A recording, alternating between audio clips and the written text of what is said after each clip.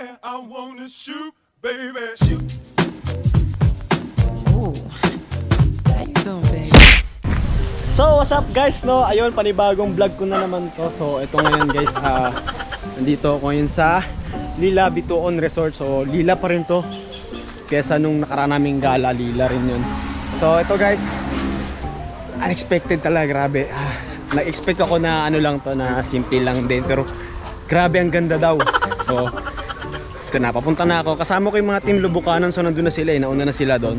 Bali, bumalik lang ako dito kasi may pinicturan lang ako. So eto, grabe, expect ako na ano lang siya, na simpleng ano lang, pero grabe yung lugar niya, pang ano, pang mga 20k yung rentahan na ito guys. Grabe. So ayan,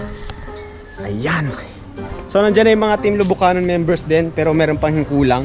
So ayan, narinig yun yung kantahan. So grabe, ito pa yung pinaka ano dito, kasi ibang iba to dun sa pinuntahan namin dati. Kasi yung pinuntahan namin dati is ano siya, may paliguan din, may malapit din sa dagat, pero hindi masyado maganda paliguan yung dagat. Pero ito, grabe, makakaligo ka na sa dagat. Grabe, ang ganda. Ayan, oh. Hindi pa sulit guys. So pupunta muna tayo sa dagat para makita nyo na ano to, maganda talaga to. Good for ano to, ilang tao pwede ka dito.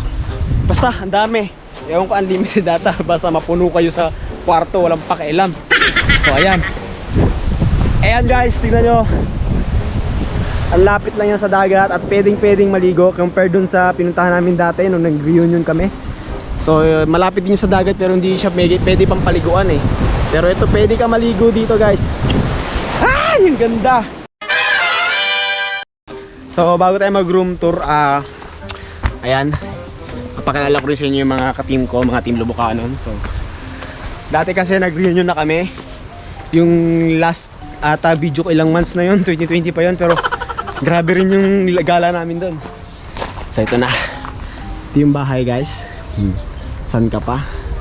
Saan ka pa guys? Dito na kayo. At ang kita nyo, may swimming pool pa. Ayan, may swimming pool pa, walang kahate, kami lang din. So fights na yan. Ayan.